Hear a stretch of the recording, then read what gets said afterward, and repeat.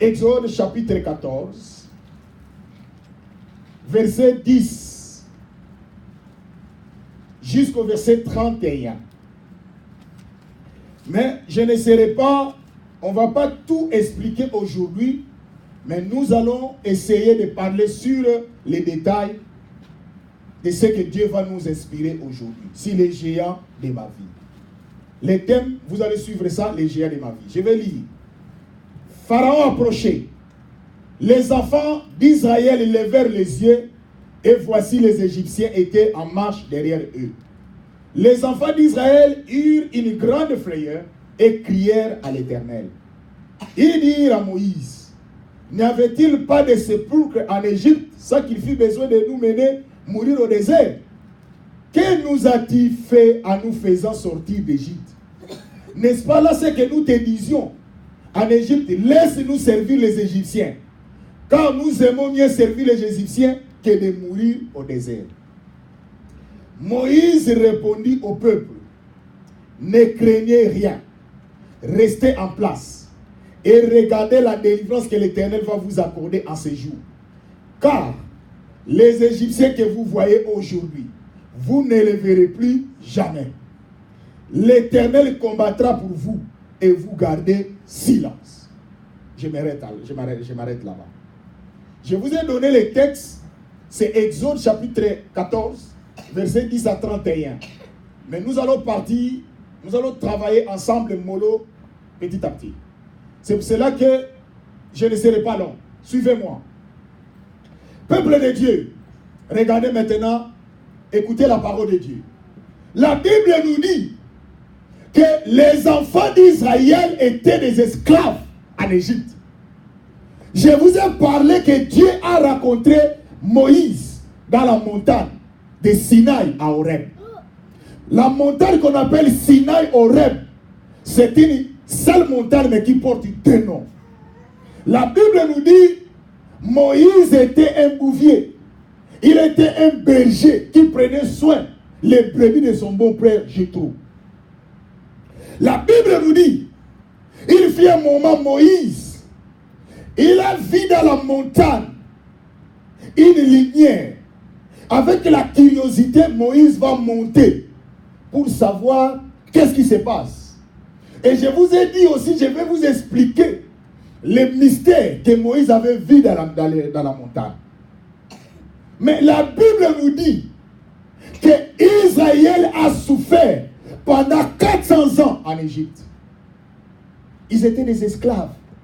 Israël ne pouvait pas faire quelque chose.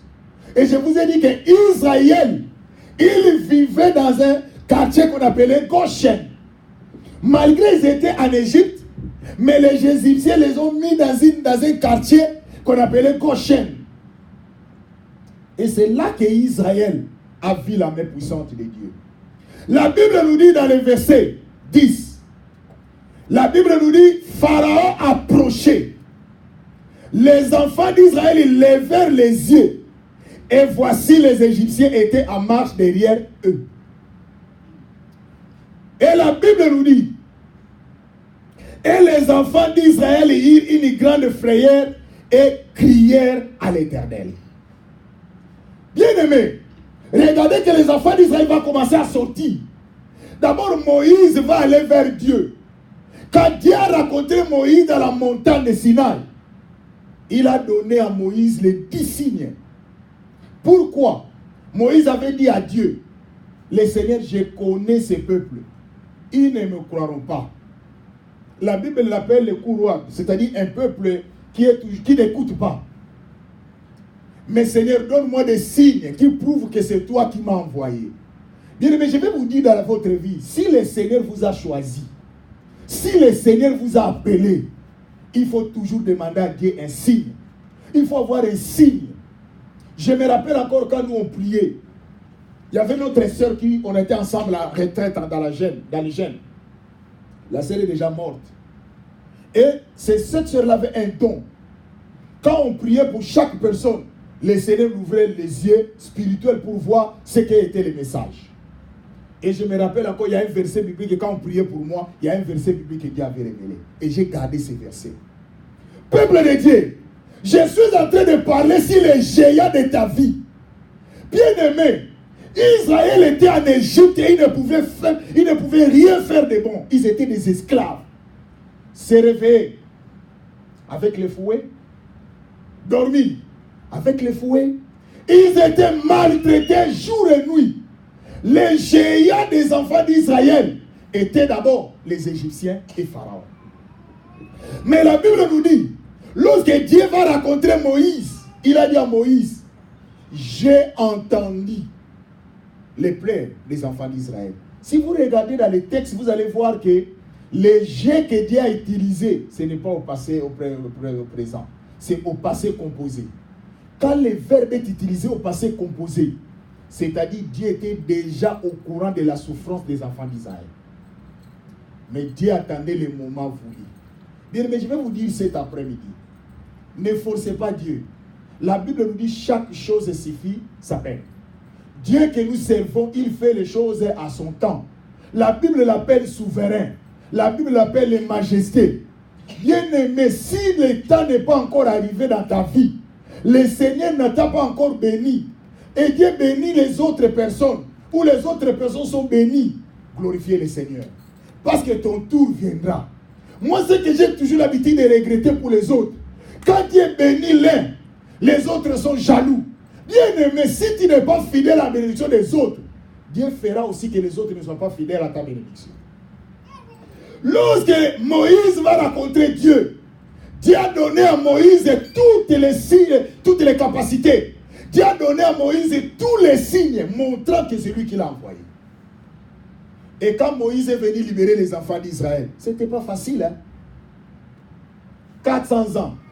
Les enfants d'Israël souffraient jour et nuit. Bien-aimé, Moïse va dire que maintenant Dieu m'a dit que vous devez sortir. Bien-aimé, il y a des fois, si Dieu ne vous a pas appelé, il ne faut pas essayer. Si Dieu ne vous a pas appelé, il ne faut pas essayer. Laissez le Seigneur vous conduire. Lorsque Moïse va parler, Pharaon n'avait pas accepté. Pharaon a dit non, je ne laisserai pas les enfants d'Israël aller servir leur Dieu. Bien-aimé, le Pharaon de notre vie ne nous laissera jamais en paix. Mais je vais vous dire une chose, vous devez savoir. Il y a d'autres personnes dans leur vie ne vous laissera jamais, vous ne serez jamais dans la tranquillité. Ce sont des pharaons. Mais écoutez, Moïse va insister. Le miracle va se faire à plusieurs reprises. Jusqu'à ce que le dernier miracle qui a fait que Pharaon puisse libérer les enfants d'Israël, c'était la mort de tous les premiers-nés. Bien-aimés, ce jour-là que les Égyptiens ont senti que le Dieu d'Israël, c'est un Dieu qui reste Dieu. Bien-aimés, on ne combat pas Dieu dans votre vie. Moi, je vais vous dire en tant que pasteur dans l'expérience que j'ai reçue aussi de mon père, l'évangéliste Kizamine.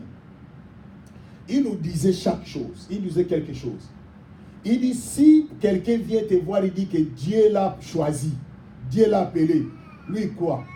Il ne peut pas combattre Dieu parce que tu as cité le nom de Dieu, que c'est Dieu qui t'a choisi. Et moi aussi j'ai compris qu'il avait raison. Bien aimé, Moïse a dit que Dieu m'a envoyé pour libérer les enfants d'Israël. Maintenant, il fallait que Moïse puisse démontrer à Pharaon que c'était Dieu qui l'a envoyé.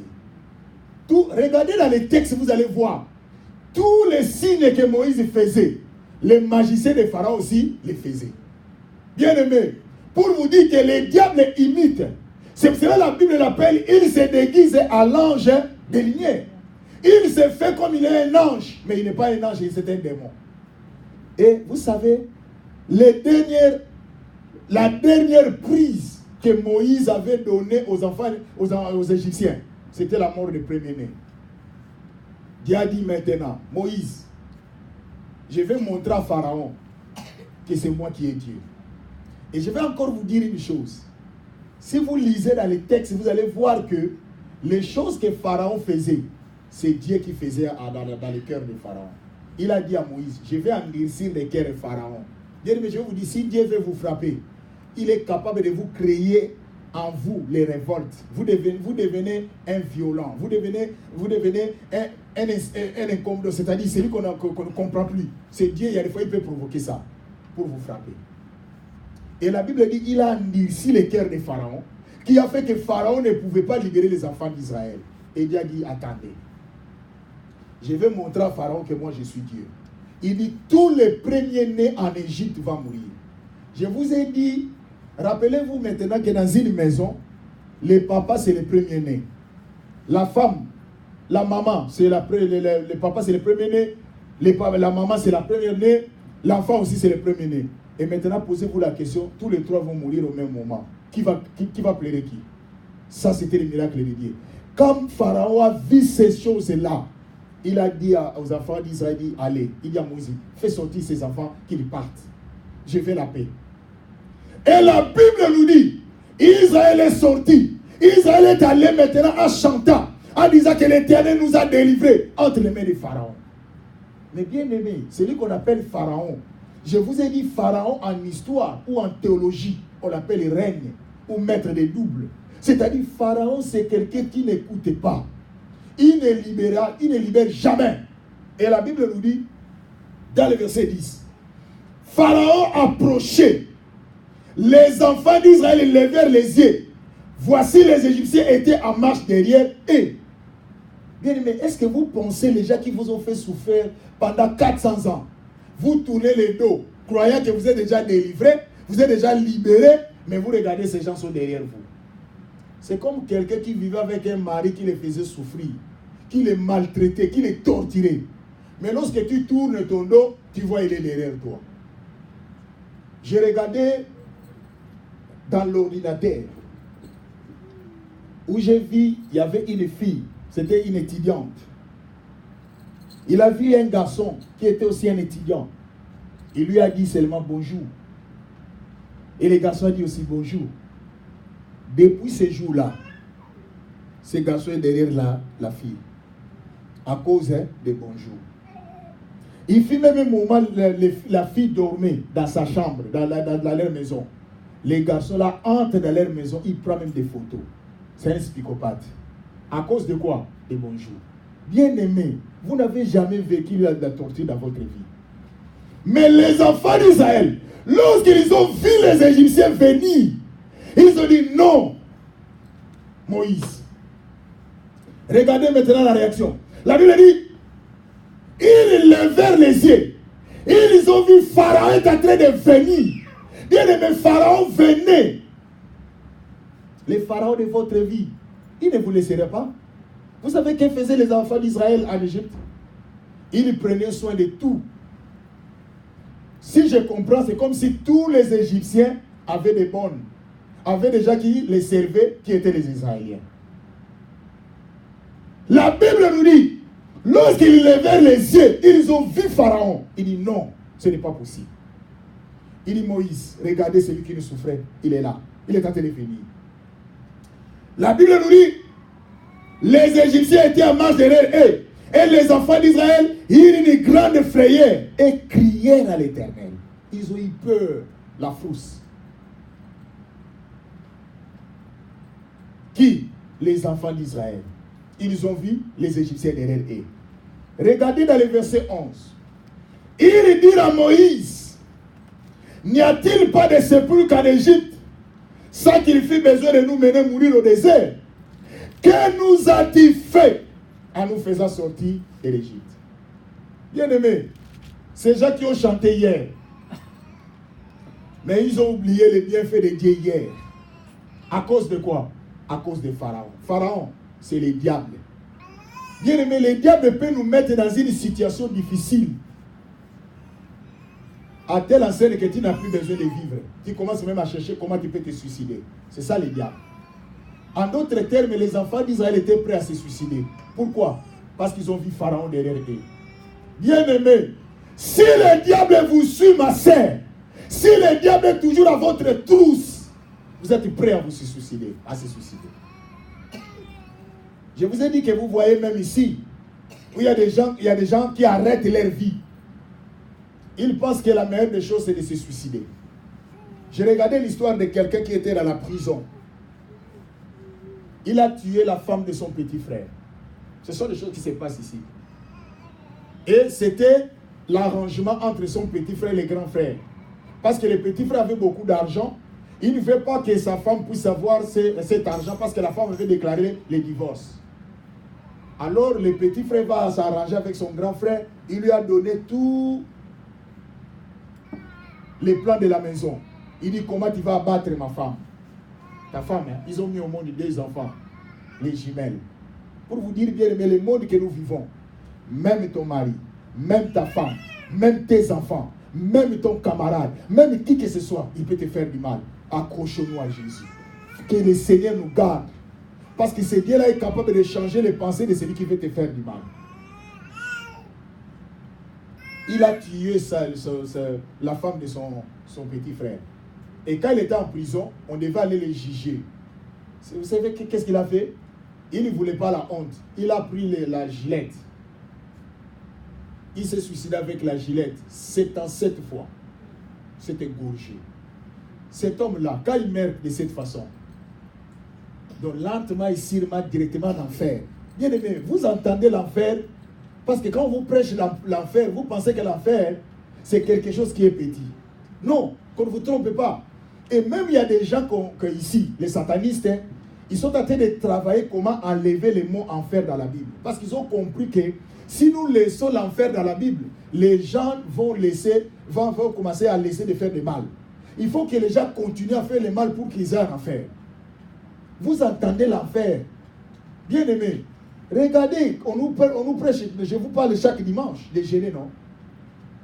Demandez 80% des gens qui sont ici, ils ne gênent pas. Et ils vous parlent ouvertement que moi je ne suis pas capable de gêner. Pourquoi? Tu n'arrives même pas à supporter la famine. Tu vas supporter l'enfer. Qu'on ne vous trompe pas, peuple de Dieu. Et ici, tu peux manquer à manger le matin, hein. Le soir, tu trouves à manger. Mais l'enfer, c'est la souffrance éternelle. Chaque jour, il n'y a pas de l'air. Il n'y a pas le calendrier là-bas. Chaque jour, vous souffrez. C'est pour cela quand on vous prêche de mettre Jésus dans votre vie, ce n'est pas parce que nous vous forçons. Combien de fois je vous ai prêché dans cette église? Et je vous parle de la vérité. Chaque fois quand vous êtes ici, j'ai besoin qu'un jour, vous héritez le royaume des cieux. Je vous prêche pour hériter le royaume des cieux. Les enfants d'Israël, lorsqu'ils ont vu les Égyptiens derrière eux, ils commencent à crier, Moïse! Regardez ce qui est crié. Hein? Il dit à Moïse quoi dans le verset 12? N'est-ce pas là que nous te disions en Égypte, laisse-nous servir les Égyptiens, car nous aimons mieux servir les Égyptiens que de mourir au désert. Je n'ai jamais vu les gens qui acceptent la condition d'être esclaves. Il dit, hein, je préfère être même son esclave que de venir mourir ici. Dire, mais c'est la honte. Et je vais vous dire une chose, peuple de Dieu. On ne vend pas la dignité. La Bible nous dit dans Ecclésiaste, la réputation vaut mieux que les parfums. Bien aimé, la dignité de la femme, la dignité d'un homme, on ne s'achète pas. Vous savez combien de personnes ont perdu leur dignité dans ces pays? Combien de personnes ont perdu leur valeur? Vous n'avez plus la dignité. Vous êtes en train de marcher, les gens vous connaissent. Vous êtes comme un enfant. Vous n'avez pas la discrétion. Tout ce qui se trouve dans votre maison, vous faites divulguer à tout le monde. Vous n'avez même pas les secrets de votre mari. Vous n'avez même pas les secrets de votre femme. Vous n'avez même pas les secrets de vos enfants. Vous n'avez plus la dignité. Regardez. Il dit, Moïse, regardez, Pharaon est derrière nous. Au lieu de s'assumer, le Dieu qui les a délivrés, la Bible nous dit, n'est pas un homme pour mentir, ni un fils pour se repentir. Il faut avoir la silence, la confiance en Dieu. Il dit, Moïse, n'est-ce pas que là, nous te disons en Égypte, laisse-nous servir les Égyptiens. Hey! Peuple de Dieu, je n'ai jamais vu quelqu'un qui accepte de servir les autres. Je vais vous dire une chose. Qu'on ne vous trompe pas, personne n'est venu accompagner l'un ici. Dis à quelqu'un à gauche, à droite de toi, dis, je ne suis pas venu t'accompagner. Regardez-nous. Je veux que vous regardez celui qui est à gauche, à droite de toi, dis-lui, je ne suis pas venu vous accompagner. Vous allez entendre d'autres personnes qui disent, hey, laissez-les, nous sommes venus les accompagner. Dis-moi, quel est le certificat que tu as signé que tu es venu accompagner quelqu'un? Dis-moi, le monde que nous sommes, il faut se battre, personne n'est venu accompagner quelqu'un ici. Il n'y a pas une vie sans sacrifice, qu'on ne vous trompe pas. Vous enviez les autres. Vous ne savez pas ce qu'ils ont sacrifié. Vous voulez la facilité? Il dit, nous préférons servir les Égyptiens. Est-ce que vous avez vu que Dieu a envoyé les Israéliens en Égypte pour aller servir les Égyptiens? Non. Entre les Égyptiens et les Israéliens, celui qui était le peuple de c'est qui? C'est les Israéliens. C'est comme vous aujourd'hui. Vous êtes les enfants de Dieu à cause d'argent. Vous commencez à servir celui qui n'a pas Jésus. Vous n'avez pas la dignité. Et lorsque vous gardez votre dignité, les gens vous appellent des orgueillés. Vous savez que moi, il y a beaucoup de gens qui m'appellent que Pasteur Gabi c'est un orgueil. Vous ne me connaissez pas. Je vais faire l'orgueil pour avoir quoi? La Bible dit, Dieu résiste aux orgueillés. Il fait grâce aux humbles. C'est la Bible qui dit, moi je lis la Bible chaque jour. Je vais faire l'orgueil pourquoi? Qu'est-ce que je peux avoir que les gens qui ont vécu sur cette terre n'ont pas? Qu'est-ce que j'ai trouvé dans cette terre? La voiture? Mais il y a des gens qui sont passés avant moi, ils ont eu des voitures plus que ce que j'ai. Mais pourquoi je vais m'enorgueillir? C'est la mauvaise foi. Peuple de Dieu, qu'on ne vous trompe pas. Nous ne sommes pas venus servir les autres. Il faut garder votre dignité. La dignité ne s'achète pas. Nous avons perdu notre valeur. Nous avons perdu notre dignité. Il y a des fois nous nous comportons comme des enfants à cause d'argent. Vous savez, il y a d'autres personnes, pour avoir quelque chose, il faut détruire l'un. Il faut détruire l'autre pour avoir quelque chose. Sans cela, personne ne va te donner l'argent. C'est ce que nous vivons avec nos frères. Il t'appelle au téléphone, il commence à détruire tout le monde. Il dit, c'est moi qui est avec toi. Il te ment. J'ai toujours l'habitude de dire aux gens, celui qui est ton ami, c'est celui qui était tenté de regarder en face. Je ne vous cache rien. Mais celui qui t'a donné le dos, il n'est plus ton ami. Pourquoi? Parce qu'il est capable de te détruire. Tu n'es pas là. Même moi qui vous parle. Même dans l'église, il y a même des gens qui peuvent parler du mal d'un pasteur. Ça existe. Et je ne vous interdis pas. Vous pouvez faire ça, c'est votre problème avec Dieu. Mais moi, c'est que j'ai mis dans ma vie comme discipline pour ne pas souffrir. Lorsqu'on est ensemble, on se regarde comme ça. Tu es mon ami. Lorsque je te donne le dos, je t'oublie. Quand je dis oublier, c'est-à-dire quoi? Je ne m'occupe plus de toi. Pourquoi? Parce que si je m'occupe de toi, je peux mourir. Toi, tu restes. Un jour, j'ai parlé avec quelqu'un qui dit, pasteur, je suis fatigué. Les gens parlent que de moi, Qu'est-ce que j'ai fait? J'ai dit, toi, tu es tenté de te déranger là. Mais ces gens-là qui parlent de toi là, ils sont à l'aise. Ils dorment calmement, paisiblement. Mais oublie-les. C'est-à-dire, ne t'occupe pas d'eux. Rappelez-vous, la Bible dit que quand Dieu nous pardonne, Dieu ne se rappelle plus de nos péchés. C'est la Bible qui dit ça, non? Mais si nous regardons honnêtement, vous pensez que Dieu oublie? C'est un langage que la Bible a utilisé. Il ne s'occupe plus du passé. C'est comme ça que la Bible dit. Les enfants d'Israël disent, Moïse, regardez les Égyptiens derrière nous. Bien-aimé, Pharaon ne vous laissera jamais. Il est le géant de votre vie. Frère, géant de ta vie. Il ne te laissera jamais en paix. Il va te contrôler.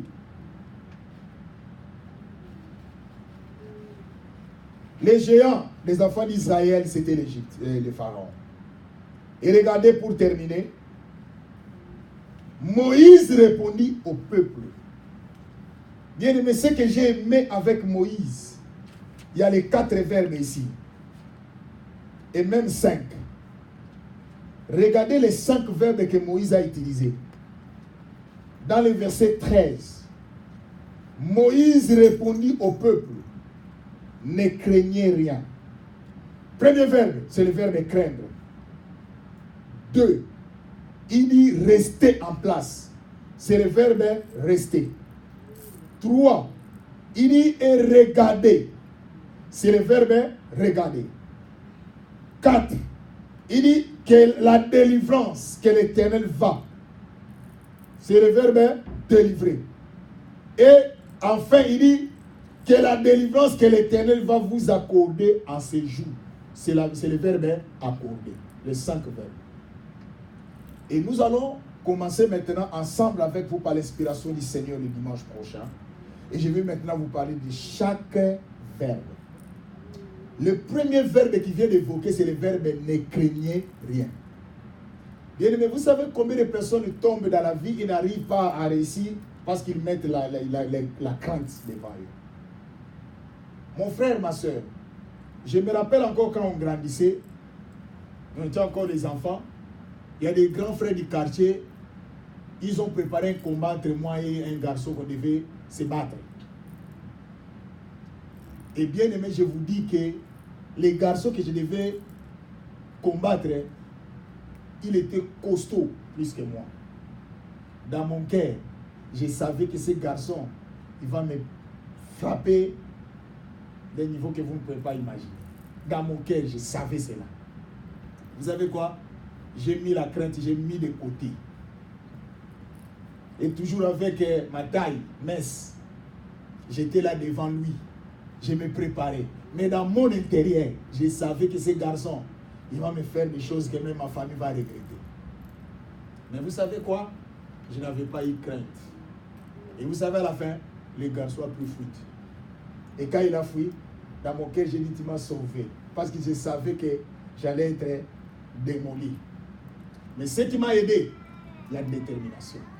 Et je vais dire à quelqu'un, vous savez, le premier ennemi que le diable utilise dans nos vies, c'est la crainte. Tu veux faire quelque chose, les gens te disent, n'essayez pas. La crainte, la frousse, c'est le premier ennemi. Moïse a dit aux enfants d'Israël, il dit, ne craignez pas. Ne craignez pas. Vous avez vu Pharaon venir, il ne faut pas avoir peur. Bien aimé, quel que soit les géants de votre vie, il faut l'affronter. Je vous ai donné mon témoignage. J'affronte et j'ai dit aux gens, lorsque tu es dans mon chemin, tu me trouveras. Ça, c'est une discipline que j'ai mis dans ma vie. Je ne donne jamais d'eau à mes ennemis. Qu'on ne vous trompe pas. Ça, c'est une discipline dans ma vie. Chaque personne connaît sa vie. Moi, j'ai l'habitude, si tu me dis que non, il y a un lion dehors. Ne pensez pas que lorsque tu m'as dit qu'il y a un lion dehors, je te crois seulement comme ça, c'est fini. Non, je vais aller aussi dehors pour vérifier si le lion est là. C'est comme ça que je suis. Peuple de Dieu, les géants des enfants d'Israël étaient Pharaon. Pharaon venait. La Bible nous dit, Israël a vu. Pharaon s'approchait. Il dit, ah Moïse, voilà Pharaon va venir. Vous savez la réponse de Moïse. Il dit, ne craignez rien. Moïse voulait donner l'assurance aux enfants d'Israël. Ma sœur, pourquoi tu as peur? Oh non, si tu me regardes la façon dont je suis, je ne pense pas que je peux trouver un homme qui peut me prendre. Je ne pense pas qu'il peut être riche. Tu as la crainte. Il ne faut pas avoir peur. Il faut être sûr de toi. Il faut être sûr de toi-même. Bien aimé, dans ce pays, dans ce monde, personne ne te mettra la nourriture sur la table. Qu'on ne vous trompe pas. Toi-même, tu vas effrayer ton chemin. Tu veux la valeur, personne ne va te donner la valeur. Au contraire, le monde, on va t'attirer de tomber. Tout le monde cherche comment réussir sa vie. Mais vous savez pourquoi nous n'arrivons pas à réussir? Parce que nous avons mis la crainte. Tu viens dans une entreprise, tu regardes l'entreprise, comment les gens font, ils disent, moi je ne connais même pas l'anglais, je ne connais même pas. Vous savez, quand nous sommes entrés dans ce pays, comment même on travaille? Il faut que quelqu'un te transmette, il te dit quoi faire. Mais nous avons affronté, il faut payer la maison, il faut payer les billes. Mais nous avons affronté. Pourquoi? On n'avait pas eu peur. Je vais vous dire, peuple de Dieu, il ne faut pas avoir peur. La crainte, Moïse a dit, ne craignez rien. C'est Pharaon que vous voyez, ne craignez pas. Ce n'est que des intimidations. Pour terminer, il y avait des gens qui sont venus voir des hommes de Dieu pour prier, pour faire la délivrance. Et la maison là, c'était un féticheur qui occupait cette maison. Il a rencontré Jésus dans sa vie, il s'est converti, ce féticheur-là. Et maintenant, il faut que les pasteurs viennent avec son équipe pour faire la délivrance. Vous savez qu'est-ce qui s'est passé? Quand la prière va commencer, avec la profondeur de la prière, toutes les choses qui étaient dans l'intérieur de cette maison-là, de cette chambre-là, commencent à bouger. Et vous savez quoi? Tous les intercesseurs ont pris fuite. C'est pour cela que vous blaguez avec la prière. Moi, j'ai toujours l'habitude de vous dire, ne faites pas de blagues quand vous priez. Soit vous priez, soit vous ne priez pas. Pour moi, j'ai vu des choses. Nous avons vu des choses. Nous sommes allés faire une délivrance quelque part, dans une famille. Pendant qu'on fait la prière, des voix sortaient dans les murs. Vous n'avez jamais entendu? parce que vous êtes ici, vous blaguez avec la prière. Moi, je ne fais pas de blagues avec la prière. Hein. Et toutes les histoires à l'intérieur de cette maison commencent à bouger. Vous n'avez jamais vu ça. Tous les intercesseurs sont plus fuites. Les pasteurs est resté seul. Et ce qui est encore pire, c'est quoi? Il y avait une statue qui venait à la direction du pasteur. Statue bouge. Commence à venir à la direction du pasteur. Les pasteurs étaient concentrés. Mais dans la vie, il y a des fois, il faut être sûr de vous-même. Il faut être sûr de votre Dieu. C'est ce que je voulais vous dire, de vous dire l'alliance. Jésus disait quoi? Je vois Satan venir à moi. Mais il n'a pas trouvé sa sémence. Moi, je ne me reproche de rien. Tout le monde peut parler de n'importe quoi dans ces pays pour moi, Gabi. Je ne me reproche de rien. Ils ne m'ont jamais approché. Vous allez commencer à faire des spéculations. Il est comme ça, il fait ceci, il fait cela. Vous ne me connaissez pas. Approchez. Le jour que vous allez m'approcher, vous allez savoir qui je suis. L'homme de Dieu était à l'intérieur, la statue venait. Il était là concentré dans la prière. Vous savez quoi? Il commence à prier. Prier. La statue aussi continue à venir. Et quand le pasteur était toujours concentré dans la prière, la statue s'est arrêtée devant la face du pasteur et est tombée. Et ce jour-là que la puissance et la démonstration de notre Dieu s'est manifestée. Peuple de Dieu, il faut être sûr de vous-même. Vous n'êtes pas sûr parce que vous savez ce que vous faites. Vous marchez dans les péchés, vous détruisez les vies, vous détruisez les mariages d'autrui, vous détruisez les choses, vous vous reprochez. Je me rappelle encore un jour, il y avait un pasteur qui priait pour une sœur. Il chassait les démons. Il chassait. Or, ce pasteur-là, il est allé tomber à l'impudicité. Ça fait déjà longtemps. Longtemps, le pasteur a tombé à l'impudicité, mais il fait maintenant la délivrance aujourd'hui. Il chasse les démons dans le corps de cette sœur-là. Les démons qui étaient à l'intérieur. Il dit au pasteur, qu'est-ce que tu fais là? Toi aussi, tu avais fait l'impudicité. Il rappelle au pasteur l'impudicité passée. Mais le pasteur était prudent aussi. Il dit, j'ai déjà demandé pardon. Allez, sors. Nous allons fermer nos yeux et nous allons prier. Peuple de Dieu, prie le Seigneur. Que les géants de ta vie soient loin. Et bien aimé, nous venons de voir, ne craignez rien. Que le Seigneur te donne la force de ne pas avoir peur de ton ennemi. Quand je parle de l'ennemi, c'est le diable, attention. Je ne parle pas de l'ennemi qui est ton frère ou ta sœur, c'est le diable. Nous allons chasser, demander, Seigneur, donne-moi la force, que je n'aie pas à avoir, que je n'aie pas crainte. Seigneur, donne-moi la détermination, dans le nom de Jésus. Prie le Seigneur bien-aimé. Seigneur notre Dieu, Seigneur notre Père, oui mon Dieu, mon roi, Yahweh, j'ai besoin de toi. Yahweh, donne-moi la force. Yahweh, j'ai besoin de toi, mon Dieu. Il n'y a que toi, le Seigneur de gloire. Il n'y a que toi, Jésus. Yahweh, donne-moi la force. Éloigne dans ma vie, Seigneur, la crainte. Éloigne dans ma vie, Seigneur, que le pharaon de ma vie, Père. Yahweh, que le pharaon de ma vie soit loin. Que je n'aie pas peur. Oh Dieu de grâce, manifeste-toi. Yahweh, celui qui est le géant de ma vie, je n'ai pas peur de lui. Parce que je ne me reproche de rien. Je sais que devant les combats, je vais les battre. Dans le nom de Jésus. Donne-moi la sanctification, la droiture et l'intégrité et la fidélité. Parce que tu es notre Dieu. Oh Seigneur de gloire. Yahweh. La crainte et la frousse, c'est l'ennemi de notre vie. Yahweh, j'ai besoin d'être fort pour la grâce et la faveur de ton nom, Seigneur. Oh Dieu, que je sois un victorieux. Oui, Jésus de la Bible. Il n'y a que toi, le Seigneur de gloire. Oh Jesus. Dans le nom de Jésus, nous t'avons ainsi prié. Merci Seigneur Jésus-Christ. Amen. Nous acclamons très fort pour notre Seigneur. Que Dieu